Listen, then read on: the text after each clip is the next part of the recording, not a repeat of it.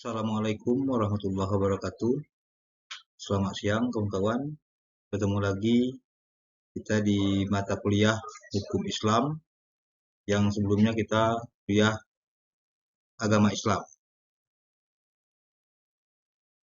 Pada semester ini kita akan membahas Hukum Islam yang menjadi CPMK kita pada semester ini adalah konsep dasar Hukum Islam dan penerapannya di masyarakat. Jadi bagaimana konsep Islam itu kita pelajari mulai dari teori, falsafah, prinsip, mulai dari pembagiannya, dan bagaimana cara kita untuk menerapkannya di masyarakat. Nah, diharapkan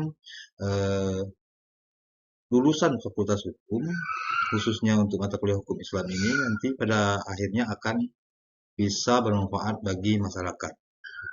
Baik kawan-kawan semuanya, pertemuan kita pada semester 2 ini akan dibagi menjadi 16 kali pertemuan. Yang mana pertemuan pertama pada hari ini merupakan perkenalan dan saya rasa kita sudah kenal semua. Kawan-kawan sudah kenal saya sudah kenal beberapa kawan-kawan, ataupun beberapa yang belum saya kenal, nanti akan kita kenalan lagi.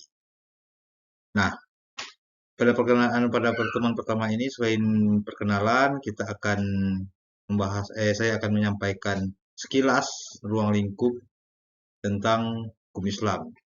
Lalu saya akan bagikan di grup WhatsApp RPS untuk mata kuliah ini sekaligus silabusnya. Nah, lalu yang terakhir kita akan kontrak belajar. Bagaimana kita untuk satu semester dengan hukum Islam. Terus selanjutnya di pertemuan kedua kita akan membahas konsep-konsep dasar hukum Islam, yaitu definisi, sedikit sejarahnya dari mulai zaman Rasulullah, Khulafatur Rasyidin, tabi'in, sampai ke pembagian masa-masa. Sekilas ya. Nah, selanjutnya kita akan membahas tentang sumber-sumber hukum Islam, Quran, hadis, dan ijma ulama. Lalu ruang lingkupnya juga akan kita bahas satu persatu. Lanjut ke falsafahnya, inti pemikiran dari hukum Islam itu sendiri. Lalu kita akan membahas juga tentang tujuan hukum Islam, juga asas-asasnya pada pertemuan.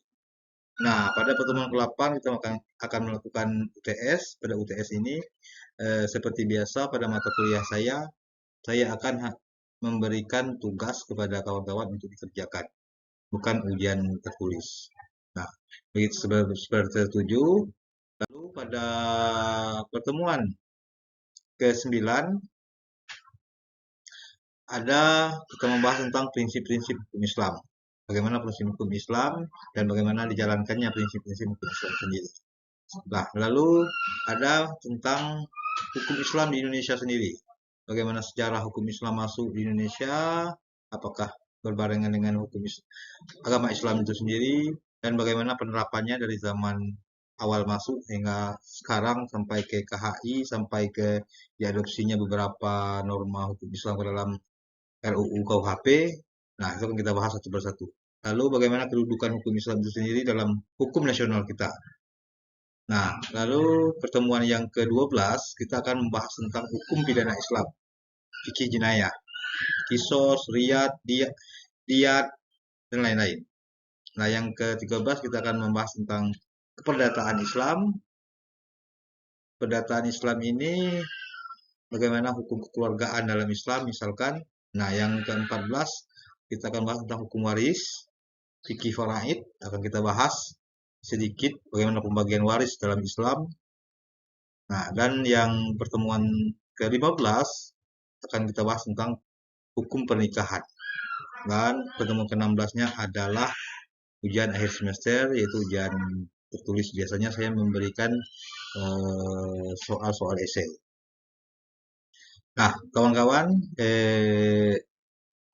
penilaian pada mata kuliah ini terdiri dari beberapa item. Pertama, kehadiran. Saya akan ambil poin dari kehadiran itu 15%. Tugas 25%. Keaktifan kawan-kawan di kelas juga 25%. dan juga UTS 15%, sedikit saya ambil, dan UAS 20%. Itu item-item penilaian. Nah, selanjutnya ini adalah kontrak perkuliahan kita. Seperti biasa, kehadiran harus tepat waktu setiap perkuliahan. Toleransi hanya saya berikan 15 menit keterlambatan.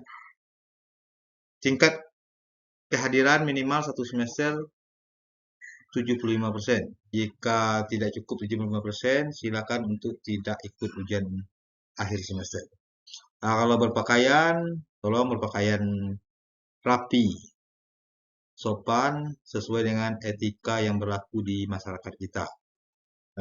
Bagi cowok-cowok yang pakai jeans, saya tidak mempermasalahkan. Dan bagi cewek-cewek, tolong pakaiannya yang islami, jangan ketat-ketat, bahaya nanti. Dan yang terakhir, saya minta HP silent selama perkuliahan. Oke, kawan-kawan, cukup sekian dulu. Ini nomor HP saya sekaligus nomor WhatsApp. Silakan hubungi japri saya kalau ada keperluan tentang perkuliahan. Kalau yang lain-lainnya, tunggu dulu saya respon atau tidak. Terima kasih atas perhatiannya. Assalamualaikum warahmatullahi wabarakatuh.